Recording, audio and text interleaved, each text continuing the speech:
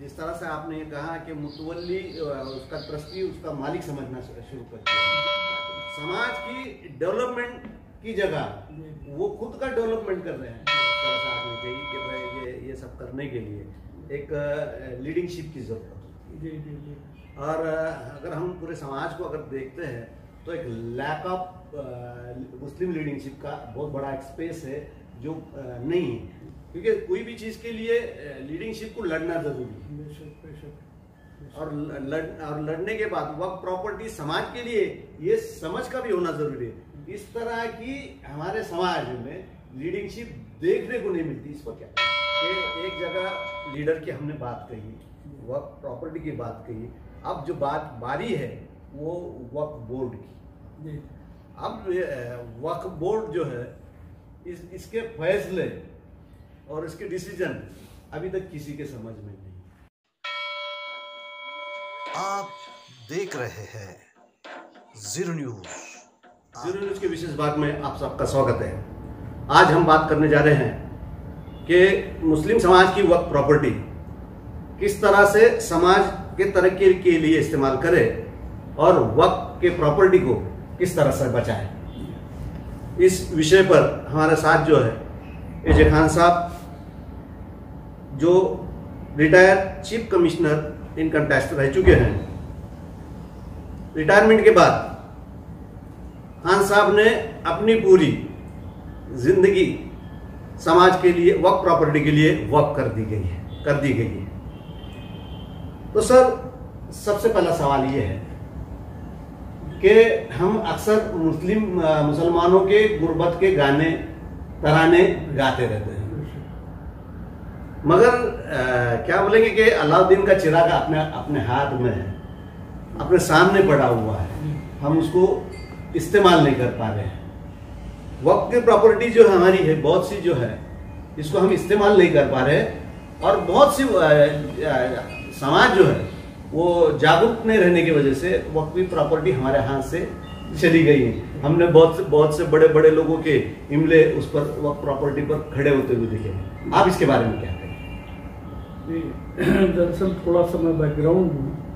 आज से 800 साल पहले बगदाद की सड़क पे एक नौजवान बैठा हुआ रो रहा था और एक बराबर में बर्तन टूटा पड़ा था। तो किसी राहगीर ने पूछा कि भाई क्यों रो रहा है? उसने कहा था मैं फलां का गुलाम हूँ, जिन्होंने ये इस बर्तन में कुछ सामान भेजा था अपनी बहन गया, मेरी गलती से गिर के मेरे हाथ से टूट गया। अब इसके एवज में मेरी तनख्वाह नहीं मिलेगी, मुझे खाना नहीं मिलेगा, ये सब। तो उस शख्स ने कहा कि नहीं, तुम फिक्र मत करो, मैं तुम्हें एक पता देता हूँ, एक बिल्डिंग आगे जाओगे तो उसमें एक वक्फ है जो सिर्फ गुलामों के हाथ से जो गलती हुई है उसकी भरपाई करता है। वो तुम्हें इसकी कीमत दे देंगे पूरी, उससे ज़्यादा दे देंगे, अपने मालिक को जाके दे देंगे, तुम्हारे साथ ऐसा नहीं। अब ये वाक़या 800 साल पहले के बगदाद का है, जब आज के हिंदुस्तान में 8,70,000 वक्फ की प्रॉपर्टीज हैं। उस वक्त पूरे बगदाद में मेरे ख्याल में 700 भी नहीं रही होगी, या हो सकता है उससे भी बहुत कम रही हो।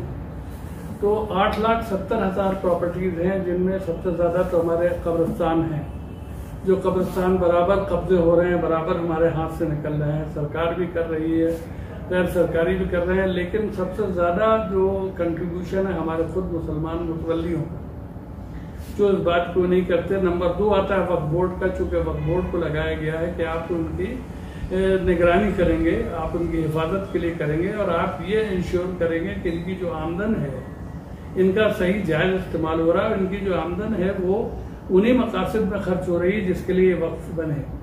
वक्फ बने अलल खैर फ़ी सबीलिल्लाह, कि गरीब गुरबा की इमदाद। जो पहला वक्फ बना था, जो हुज़ूर सल्लल्लाहु अलैहि वसल्लम ने, हज़रत उमर ने उनसे पूछा कि साहब इस जायदाद का मैं क्या करूँ, खैबर में एक जायदाद मिली। तो हुज़ूर ने फरमाया कफ रोक दो, इसको रोक दो, बिकेगी नहीं, इनहेरिटेंस में नहीं जाएगी, गिफ्ट नहीं होगी, और इससे जो भी कमाई होगी वो गरीब गुरबा यतामा में जाएगी। और आखिर में एक बात कही कि और उसमें चाहो तुम तो उसमें कुछ हिस्सा तुम भी ले सकते हो उसकी आमदनी में से, और तुम्हारे अजीज और या दोस्त भी ले सकते हो। यानी उन्होंने ये नहीं कहा कि आप उससे कुछ नहीं लेंगे, लेकिन ये भी बात नहीं कही, और जो कि बिल्कुल उल्टा है कि आज उन औकाफ का पूरा मुतवल्ली समझता है मेरी पुश्तैनी जायदाद है, या फिर जो नहीं करते, जो लीस्ट है, लेकिन वो भी बड़ी बुरी चीज़ है। ये प्रॉपर्टी पड़ी हुई खुली पड़ी हुई उसको खुली छोड़ देना। खुली छोड़ देने का मतलब ये है कि जैसे खुले जानवर की तरह है कि इधर टहल जाएगा उधर टहल जाएगा, कभी कोई पकड़ ले जाएगा। तो आपको डेवलप करना चाहिए। वक्फ बोर्ड अपनी जिम्मेदारी अदा नहीं करता। वक्फ एक्ट में एक सेक्शन है 32 जिसमें यह है कि जहां वक्फ बोर्ड सोचेगा कि ये प्रॉपर्टी सूटेबल है डेवलपमेंट के लिए तो वो नोटिस देगा मुतवल्ली को। अगर मुतवल्ली 60 दिन के अंदर कहता है कि या तो मैं नहीं कर सकता या ये जवाब नहीं देता तो वक्फ बोर्ड खुद डेवलप करेगा। महाराष्ट्र में मेरे ख्याल में 4 भी या 3 भी प्रॉपर्टीज ऐसी नहीं जो उन्होंने डेवलप करी। कुल 36,000 प्रॉपर्टीज है महाराष्ट्र में। सर एक बीच में आपको रोकते हुए कि जिस तरह से आपने ये कहा कि मुतवल्ली उसका ट्रस्टी उसका मालिक समझना शुरू कर दिया जी। जिस तरह से हमने बोले कि बादशाह सियासत की तरह बादशाह एक संस्थान जो है संस्थानिक जो आजकल पैदा हुए नए संस्थानिक इसमें वक्फ के भी संस्थानिक शुमार हुए। जी जी जी बिल्कुल बिल्कुल। समाज की डेवलपमेंट की जगह वो खुद का डेवलपमेंट कर रहे हैं और इसके बारे में समाज को वक्फ के बारे में मालूमात ही नहीं है। ये उनको लगता है कि भाई हमारा मामला होता तो हम इसको लड़ते हुए चले जाते सुप्रीम कोर्ट तक, लेकिन ये तो अल्लाह का मामला है और अल्लाह तो है, अल्लाह मुसब्बिबुल असबाब है तो अल्लाह अपना खुद लड़ लेगा। अभी वो ये नहीं सोचते कि अल्लाह ने आपको पैदा इसी के लिए किया कि भाई आप सिर्फ अपना ही पेट नहीं भरेंगे, आप अपने इधर उधर देखेंगे। ये जो 40 मकान देख के खाना खाने की बात है वो खाली खाना ही नहीं है। उन 40 मकानों में जिंदगी की आम जरूरियात पूरी हो रही नहीं हो रही। उनकी कोई बेटी उनकी बैठी हुई बूढ़ी हो रही, आपने अपनी बेटी की शादी में 10 लाख रुपए लगा दिए तो आपके ऊपर बिल्कुल हराम हो गए वो पूरे 10 लाख। खैर वो एक अलग मसला है। हम चूंकि वक्फ के बारे में बात कर रहे हैं, वक्फ की जायदादों का बहुत अच्छा इस्तेमाल हो सकता है जिससे हमारे बच्चों की तालीम, हमारे बुजुर्गों के बीमारों का इलाज, हमारे जो अनएम्प्लॉयड लोग हैं उनके लिए एम्प्लॉयमेंट। जैसे मान लीजिए इस कमरे के बराबर जगह है खाली पड़ी हुई है, उसमें 3 दुकानें आराम से बन सकती हैं। उन 3 दुकानों में आपके 3 लड़के सेल्समैन एम्प्लॉयड हो जाएंगे। नहीं सर ये बात जिस तरह से आपने कही कि भाई ये सब करने के लिए एक लीडिंगशिप की जरूरत होती है। जी जी जी। और अगर हम पूरे समाज को अगर देखते हैं तो एक लैक ऑफ मुस्लिम लीडिंगशिप का बहुत बड़ा एक स्पेस है जो नहीं है। इसकी वजह से ये नुकसान हमारे वक्फ प्रॉपर्टी के लिए हो रहा है। जी जी। क्योंकि कोई भी चीज के लिए लीडिंगशिप को लड़ना जरूरी है। बेशक बेशक। और लड़ने के बाद वक्फ प्रॉपर्टी समाज के लिए ये समझ का भी होना जरूरी है। इस तरह की हमारे समाज में लीडिंगशिप देखने को नहीं मिलती, इस पर क्या कहेंगे? देखिए मैंने कोई 13-14 साल पहले नहीं 10-12 साल पहले मरहूम वली रहमानी साहब का आर्टिकल पढ़ा था, नए औकाफ क्यों नहीं बनते।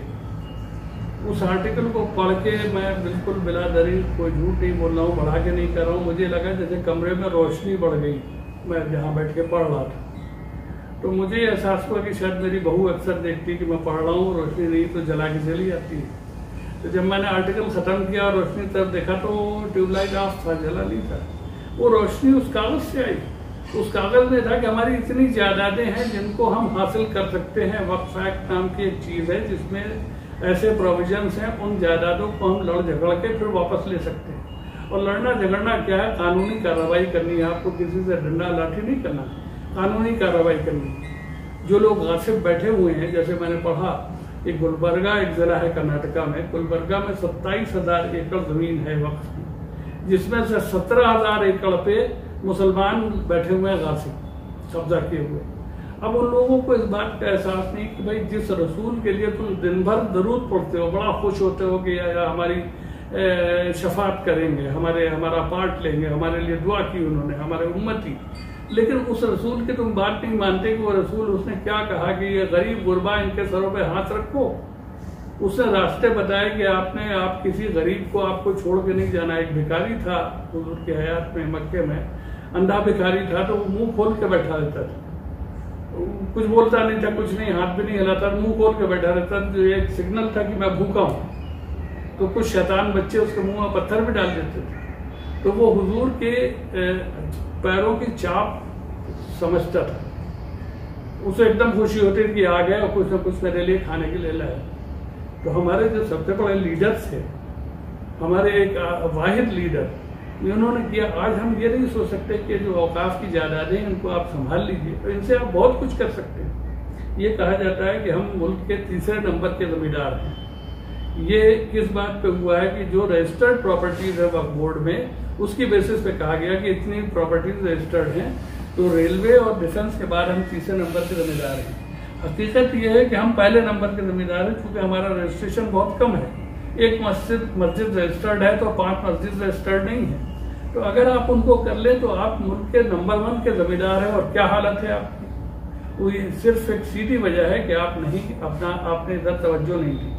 अब इसमें मुझे बहुत शिकायत है हमारी जमात इस्लामी, हालांकि हम लोगों के करे ढकेले कुछ ना कुछ चीज़ें कुछ वो अपने से कर रहे हैं। मैं ये नहीं कहूँगा हमें कोई पूरा क्रेडिट जाता है, उनको भी अल्लाह का खौफ है। लेकिन जितनी उनकी वसअत है, जितनी उनकी पहुँच है लोगों में, और जितना उनके पास चंदे आते हैं लोग इसके लिए कि भाई कौन का ये काम कर रहे हैं, अगर वो इस चीज़ को टेकअप कर लें तो हमें टाइम नहीं लगे।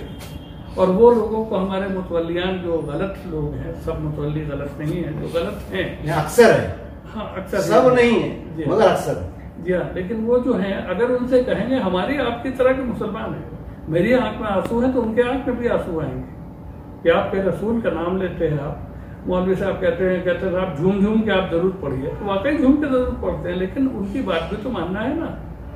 ये हमसे सवाल होगा, ये कब्र में, हमारी कब्रों में पहला सवाल यही होगा कि भाई तुम्हें ये जो दिया गया, ये इसका तुमने क्या कैसे इस्तेमाल किया, ये वक्त, ये पैसा जो कुछ है, तो कैसे इस्तेमाल किया। सर बीच में रुकते हैं आपको कि एक जगह लीडर की हमने बात कही, वक्फ प्रॉपर्टी की बात कही, अब जो बात बारी है वो वक्फ बोर्ड की। अब वक्फ बोर्ड जो है इसके फैसले और इसके डिसीजन अभी तक किसी के समझ में नहीं। वो बोर्ड का देखिए मसला ये है कि चूंकि किसी ने तवज्जो नहीं दी, वो बंद गोदाम की तरह थे, जैसे FCI के गोदाम होते हैं, तो बंद है, हर तरफ से दरवाजे बंद है, अंदर सीलन भी हो रही है, अंदर चूहे भी खा के बड़े हो रहे हैं, अंदर कीड़े मकोड़े, बात आ रही है, हाँ बात आ रही है। तो आप उसको दरवाजों को खिड़कियों को खोल दीजिए, पब्लिक अटेंशन जाए कि भाई क्या हो रहा है।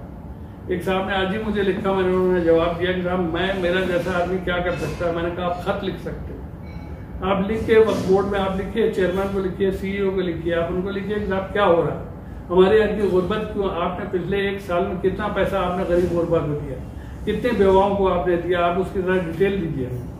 कोई जरूरी नहीं कि हर आदमी RTI लगाए, इसलिए कि RTI का जवाब नहीं देते हैं। उन्होंने बिल्कुल गोदाम को सील पैक कर रखा है कि हमको बाहर कोई चीज़ आने नहीं देंगे, आएगी तो सवाल होंगे, लोग पूछेंगे। हमारे मेम्बरान जो हैं उनको भी मैं ये नहीं कहूँगा कि खुदा का खौफ नहीं है, लेकिन कुछ और चीज़ों का खौफ उन्हें ज़्यादा हो जाता है। जैसे उन्हें अपने नीचे के एम्प्लॉइज उन्हीं का होता है। मैंने 1.5 साल पहले चेयरमैन साहब से कहा कि साहब ये RTI में जवाब नहीं देते, उन्होंने कहा आप अपील कर लीजिए। मैंने कहा मैंने करी, उस पर भी अटेंशन नहीं दिया, तो उन्होंने कहा फिर उसके आगे, मैंने कहा उसके आगे भी करी, लेकिन 2 साल में जवाब आएगा, वो कमिश्नर के पास इतना टाइम नहीं, सारे महकमों की अपीलें हैं, तो 2 साल तक मैं क्यों बैठा रहूँ। हम किस बात के लिए हैं यहाँ पे, वक्त के अपने ठीक होना चाहिए, वक्त का निज़ाम क्यों ठीक होना चाहिए कि जो गरीब गुरबा की उनकी इमदाद हो सके, जो असल हकदार है वो हो सकें। इसमें एक बड़ी अच्छी तजवीज़ आई दिल्ली से, प्रोफेसर वानी हैं, उन्होंने कहा हम लोगों के एक वेबिनार में कि भाई आप लोगों ने तो बहुत सारे ग्रुप्स बना लिए उस पर WhatsApp पे, वक्फ ये वक्फ वो करके, लेकिन बेनिफिशरीज का कोई ग्रुप है क्या? मेरे दिमाग में फौरन बत्ती जली के साथ ये सजेशन है, बहुत अच्छी बात। बेनिफिशियरी, अरे जो शख्स आज परेशान है बेचारा, जिसको बच्चे की फीस जमा करना है।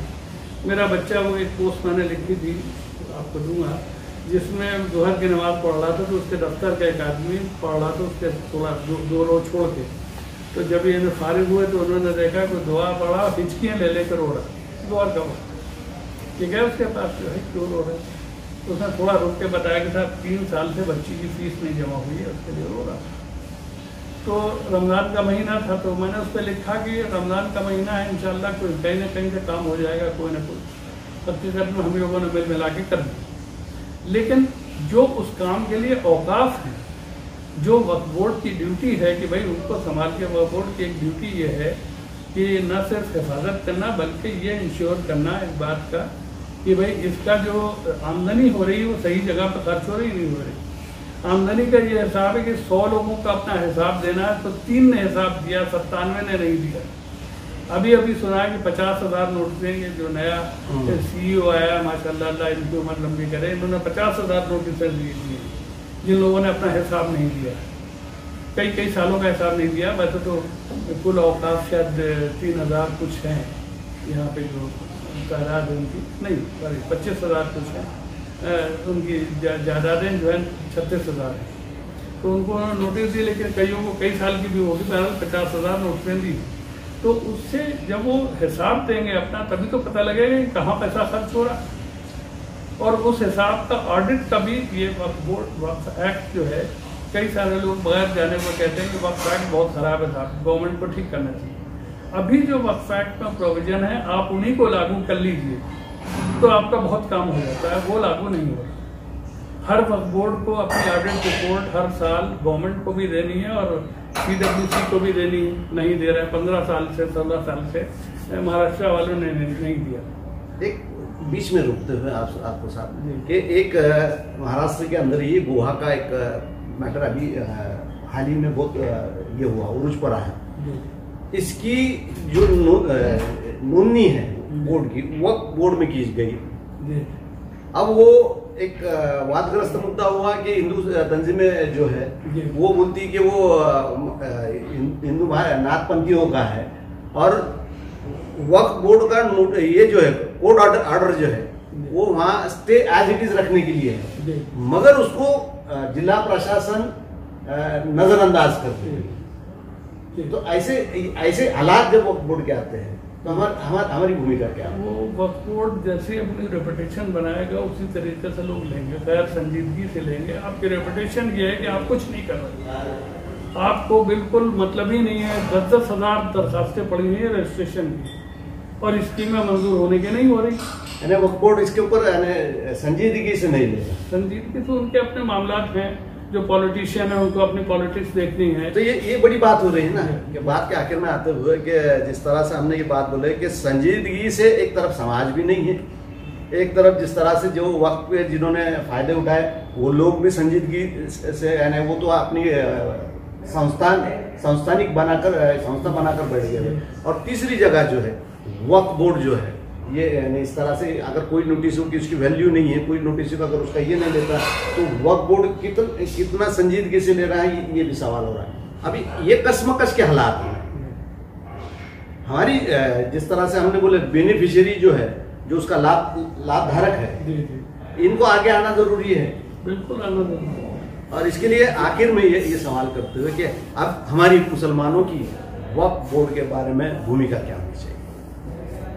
ये है कि हर मुसलमान को अपने जो इलेक्टेड लोग हैं, चाहे कॉर्पोरेटर हैं, MLA हैं, MP हैं, उनसे पूछना चाहिए कि भाई ये एक बहुत बड़ा टूल है। लोग बताते हैं, कुछ लोग कहते हैं, बेशक मेरा नाम लीजिए कि साहब वो खान साहब कहते हैं, भले वो कहते हैं कोई दीवाने, लेकिन हकीकत ये है कि इससे बड़ा हमारे पास टूल नहीं हो सकता, हथियार नहीं हो सकता जो वक्फ है। ज़कात बेशक 2.5% और 2.5% के बाद भी है, अल्लाह का फरमान है कि भाई जो कुछ बच्चे तुम्हारे तुम वो कर दो, लेकिन ये चीज़ें जो हैं ये बिल्कुल मखसूस हो गई। जिस जायदाद को आपने कर दिया फी सबिलिल्लाह, उसका पैसा उनको जाना है। उन जायदादों को अगर आप खाली पड़ी, जैसे आप यहाँ से थोड़ी दूर पे जाएं तो 8 एकड़ ज़मीन है, 8 एकड़ में मेरे ख्याल में 3-4 एकड़ बिक चुकी है, 4 एकड़ मुझे नजर आती है खाली पड़ी। क्यों खाली रखा है आपने? आप उसमें अगर मार्केट बनवा दें, आप कुछ करा दें तो उससे पैसे आना शुरू हो जाएंगे। तो आपके कुरैशी बरादरी का वक्फ है, तो आपकी कुरैशी बरादरी ये गाँव दबिहा बंद होने की वजह से बहुत सारे लोग ऐसे बेकार हो गए, तो उनके काम आएगा, वो कौम के मेम्बर ही है ना। तो ये चीज़ें सोचने का है हमारी सारी कौम को। यहाँ नानापेट में कई सारी तकरीबन 2-2.5 एकड़ अगर आप पूरा मिलाएं अलग अलग औकात की प्रॉपर्टीज को, 2-2.5 एकड़ निकलता है। उनमें छोटे छोटे 1 मंजिल के दुकान या मकान बने हुए हैं, छोटे छोटे किराए पे। तो मैं कहता हूँ अगर अव्वल तो ये कि जो आज मार्केट ट्रेंड नहीं दे रहा वो इंक्रोचर है, लेकिन फिर भी आपका भाई आपको रखना है, तो आप कम से कम इतना कीजिए कि उसको ऊपर आप बना लीजिए। म्युनिसिपल कॉर्पोरेशन आपको परमिशन देती है, आप 2 फ्लोर ऊपर बना सकते हैं। आमदनी के जराए बढ़ाइए। मेरा अपना साथ ये है, जो मैं पिछले 7-8 साल से पढ़ रहा हूँ, देख रहा हूँ कि हम अपने बच्चों को, गरीब बच्चों को हम कैम्ब्रिज तक भेज सकते हैं, फाइनेंस कर सकते हैं अगर हम इसको कर लें। और न सिर्फ हम अपने बच्चों को, हम दूसरों को भी दे सकते हैं जो हमारे शेड्यूल कास्ट और OBC भाई हैं, या कोई भी गरीब है, ब्राह्मण भी है तो वो भी हमारा भाई है। हमारे 40 मकान के हुदूद में रहता है, जहाँ हमारे हुदूद ने ये नहीं कहा कि मजहब कौन सा हो, मजहब देख, तो हम उनकी भी सरपरस्ती कर सकते हैं और उससे हमारी हिफाजत होगी। आज हमारी कौम ये समझे कि जो हमारे ख़राब हालात है, हर आदमी सीधाकशी तो बहुत छोटी सी बात है, हमला करने के लिए तैयार रहता है। तो अगर आप अपने को ऐसा डेवलप कर लेंगे कि आप खिदमत करें सोसाइटी, गवर्नमेंट से भी कहने की ज़रूरत है कि भाई आपका कितना टैक्स मारा जाता है। ये जो 2 नंबर के धंधे हो रहे हैं, जायदाद को चुपके से बेच देना, वक्त पे सब कर देना, वो ना अपने इनकम टैक्स रिटर्न में दिखाता, ना कहीं कोई दिखाता है। लेकिन अगर वो बिजनेस बनता है, अगर वहाँ पे स्कूल कॉलेज बनते हैं, कुछ ऐसा मकानात बनते हैं जो आप किराए पे देते हैं, हॉस्टल बनते हैं बच्चों को रखने, कुछ ना कुछ वहाँ से टैक्स आएगा, GST आएगा, इनकम टैक्स आएगा, हर किस्म के टैक्सेस आएंगे, एम्प्लॉयमेंट बढ़ेगा। तो सर ये बहुत अच्छी बात ये खान साहब ने हमारे सामने रखी है वक्फ प्रॉपर्टी के एतबार से। हमने जिस तरह से देखा कि एक मदरसे के करीब, जिस तरह से हमने ये बात बोले कि वक्फ प्रॉपर्टी हम गैरों को भी मदद कर सकते हैं, उसकी वजह इतनी प्रॉपर्टी जब है, इसको हम अपने ताबे में ले ले, उसको सही इस्तेमाल करें, वहाँ एजुकेशन संस्थाएं खोले, वहाँ मॉल खोले, वहाँ तुम्हारे मार्केट खोले, और ये समाज के जो नौजवान जो बेरोजगार भटक रहे हैं उनके लिए इस्तेमाल करें तो समाज बहुत तरक्की कर पाएगा। जिस तरह से बैसाखियों के, अक्सर मुसलमान इस दौर में बैसाखियों की तरफ ज्यादा नजर लगाए बैठे हुआ है और अपने आप को कमजोर समझ रहा है, इससे बाहर निकलने के लिए अगर वक्फ प्रॉपर्टी को हमने सही से समझे, सही से काम करने वाले लोग आए, और जिस तरह से खान साहब ने बताया एक माहिती का अधिकार भी डाले, तो उनको जवाब देना है। हम जो है सवाल नहीं पूछते, हम जो है तकरार जो है वो ज्यादा करते हैं। शिकायत करने से बेहतर है कि हम अपने हक को मांगना सीखें और हम अपने समाज को सक्षम बनाने के लिए, जो खान साहब जैसे जो लोग हैं, समाज में पढ़े लिखे लोग हैं, वो घर में न बैठते हुए समाज के लिए रहबरी करने आए। हम अपनी वक्फ प्रॉपर्टी को भी बचाएंगे और समाज का डेवलप करेंगे। आपने ज़ीरो न्यूज़ से बातचीत की, आपका बहुत बहुत शुक्रिया। आप देख रहे हैं ज़ीरो न्यूज़, आपका